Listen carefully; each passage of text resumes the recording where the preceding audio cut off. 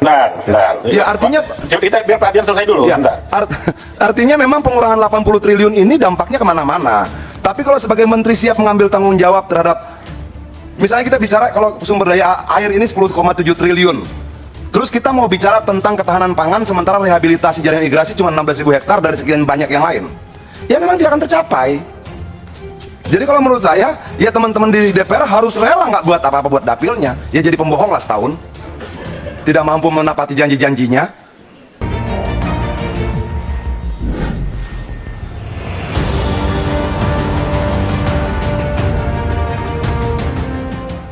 Assalamualaikum warahmatullahi wabarakatuh. Halo pemirsa, selamat datang kembali di channel ini. Bagaimana kabar pemirsa sekalian? Saya doakan semoga sehat selalu dan salam akal sehat. Pemirsa, kebijakan efisiensi anggaran dari Presiden Prabowo ini sepertinya menimbulkan masalah baru bagi para anggota dewan. Hujan interupsi pun terjadi di acara rapat kerja Komisi 5 DPR RI dengan Menteri Pekerjaan Umum. Dengan dipangkasnya anggaran yang sangat banyak ini, para anggota dewan sepertinya mengeluhkan akan janji kampanyenya beberapa waktu yang lalu kepada rakyat akan sulit bahkan mustahil dilaksanakan. Dan salah seorang anggota dewan dari fraksi PDIP, Bang Adian Apitupulu bahkan mengatakan sepertinya terpaksa harus membohongi rakyat selama 1 tahun. Mari kita simak bersama videonya dan harap tonton sampai habis agar tidak gagal paham. Pendalaman saya Ketua, jadi biar para menteri ini melaporkan singkat saja karena melihat anggaran yang begitu minimalis, maka nanti kita masuk sesuai dengan kesepakatan kita bahwa pembahasan kita nanti masuk menjadi di dalam satuan 3, maka kita bisa tahu semua berapa besar sih anggaran yang ada dan kemana saja di daerah pemilihan kita, karena kita sebagai anggota dewan dibebani oleh sumpah jabatan kita untuk memperjuangkan aspirasi dari daerah. Apakah itu ada di dalam slot-slot yang nanti kita bicarakan? Ya, kita harapkan itu harus ada. Ya, apapun, karena itu sumpah jabatan kami, ya kan? Melihat anggaran yang begini kecil, ya, kami pesimis sekali bahwa apakah aspirasi-aspirasi kami ini bisa masuk. Saya kira itu pimpinan. Saya kembalikan ke pimpinan. Terima Pak Ketua. Saya tanyakan hari ini perlu dipertegas pimpinan. Apakah ini yang dipaparkan memungkinkan bisa masuk program-program padat karya sesuai dengan dapil kita atau tidak? Saya hanya mengingatkan bahwa Undang-Undang MD3, Pak Yandri, alumni DPR, Pak Fahri, alumni DPR tahu undang-undang itu, Pak Viva juga tahu undang-undang itu. Pasal 72, DPR bertugas menyerap, menghimpun, menampung, dan menindaklanjuti aspirasi masyarakat. Di mana efisiensinya di sini?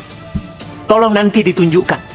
Kami apresiasi dan kami mendukung efisiensi itu demi keberlanjutan bangsa dan negara untuk menuju tahun 2045 menjadi negara maju. Ini kalau tidak ada ini Pak, tadi jembatan gantung itu sudah dikerja di sana Pak. Apa masuk? Apa itu mangkraklah sebentar.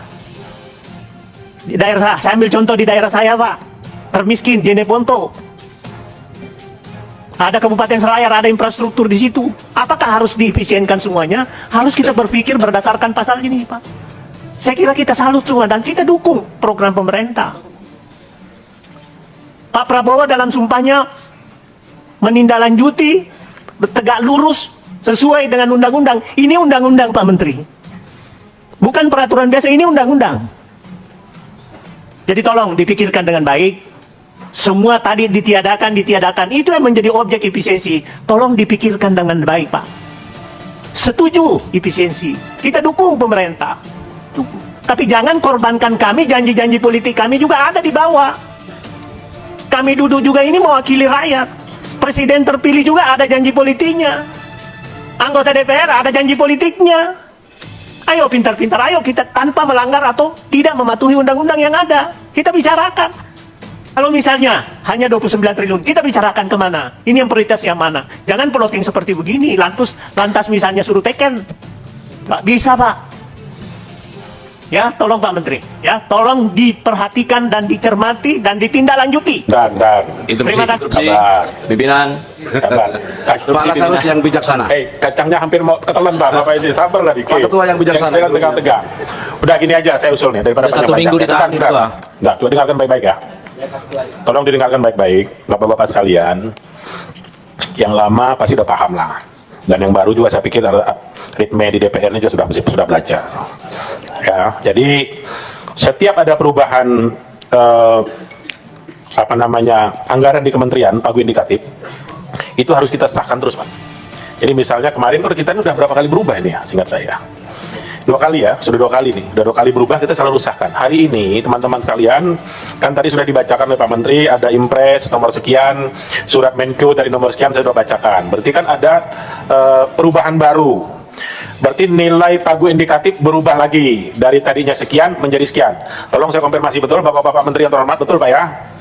Saya begini saja supaya ini singkat dan kita nanti mudah merumuskan masing-masing kementerian negara lembaga ini, mitra kerja Komisi 5. Rapat kali ini kita cukup ketok dulu impres dan perubahan dari surat Kementerian Keuangan terkait pagu indikatif masing-masing kementerian.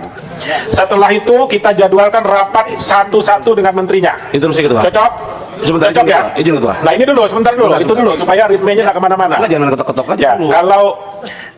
kalau ini cocok, nanti kita hari ini ketok dulu, karena baru ketok di anggaran nih. Ya, setelah itu nanti kita agendakan kapan kita dengan Menteri PU, kapan kita dengan Menteri Perumahan, kapan kita dengan Menteri Desa, tidak lagi digabung-gabung Pak Menterinya, hanya satu-satu kementerian. Itu kita sepakati dulu ya. Interupsi Ketua, sebentar. Saya malah berpikirnya begini, jangan kita main ketok-ketok aja. Pagu indikatif ini, ya, ini kan perubahannya luar biasa.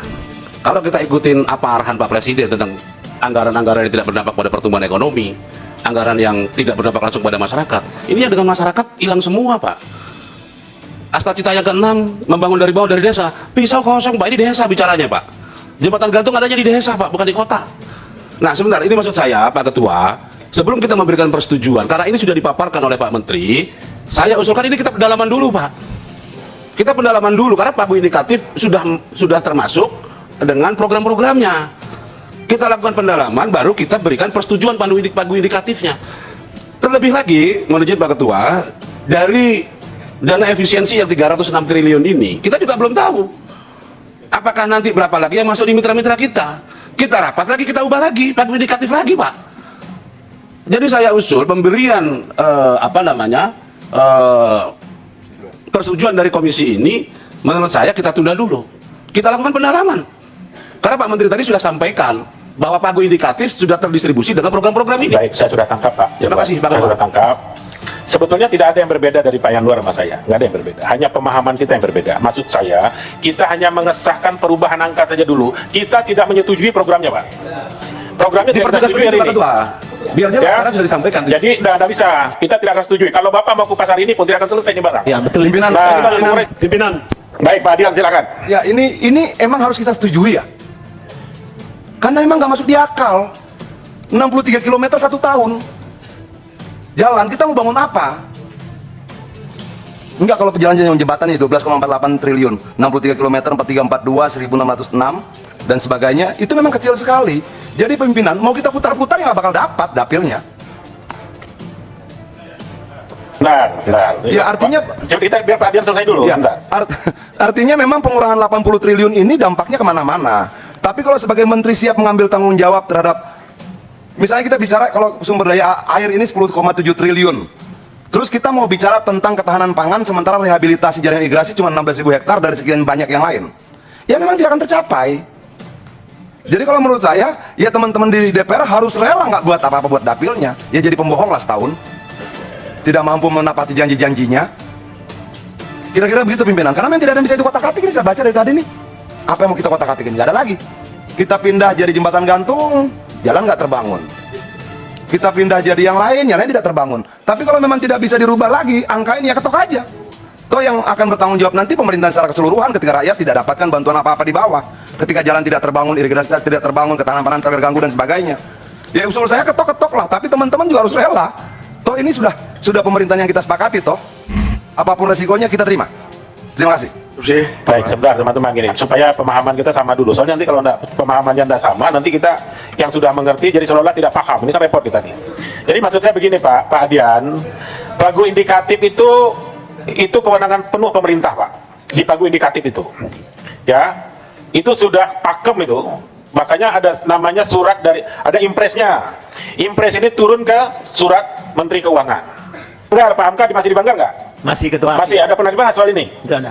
Nggak ada dibahas kan? Nggak. Nah, Belum ada jadi ketua. maksud saya begini teman-teman, merubah impres, Presiden udah take care loh. Ibu Menteri Keuangan membuat tindak lanjut dari instruksi Presiden tersebut.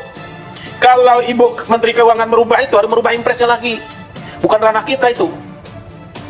Jadi tidak ada istilah kita setuju tidak setuju, bahwa itu cukup tidak cukup. Itu seperti Pak Adian tadi bilang, tanggung jawab pemerintah. Itu loh. Ya pimpinan ketok aja. tapi- Memang duitnya nggak ada. Ketok aja. Nah, nanti maksudnya gini, biar kita sama persepsi dulu. Nah, sebentar ya. Ini kita. itu ketua, tolong. Sorry. Saya Silakan bicara. dulu ketua itu. Kita Mas, bicara silakan, mekanisme ketua. dulu. Kita bicara mekanisme dulu, Pak. Saya tidak bicara isi dulu. Enggak, kawan-kawan di sana mic-nya belum nyala ketua, kesian Oke, juga. sebentar. Haknya biar Kita sama. bicara isi dulu. Kalau ini sudah sama pandangan kita, jadi diskusinya ke sana gitu loh Pak. Misal, tadi Pak Adian bilang apa harus kita setujui ini barang. Pak Yanwar, rapat ini harus terarah, mohon izin. Supaya nanti kita, yang mana yang mau kita bahas duluan? Kita bahas dulu pagu indikatifnya. Itu diskusi saya, maka jangan tanya yang lain dulu. Pagu indikatif kita setuju itu dah? Tidak setuju. Kalau tidak setuju, aturannya tidak setuju, boleh nggak? Kita lihat aturannya. Bukan maunya gue di sini. Gitu loh. Mohon maaf ya, aturannya boleh nggak? Itu dulu kita lihat.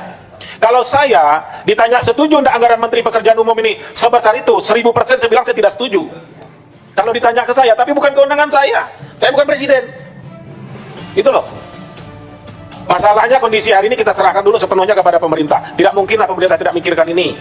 Ini masih di tahap awal. Jadi sebetulnya maksud saya gini ya, supaya nanti kita terarah, kita ketok dulu impres dengan surat ke Menteri Keuangan ini. Ya, Baru setuju. nanti kita rapat satu-satu program Pak Menteri dengan duit sekian mau bikin apa. Kita langsung dengan menterinya. setuju. Cocok ya? Betul. Cocok. Baik. Nanti disimpulkan Silakan kalau ada bisa, instruksi soal lain, saya silakan.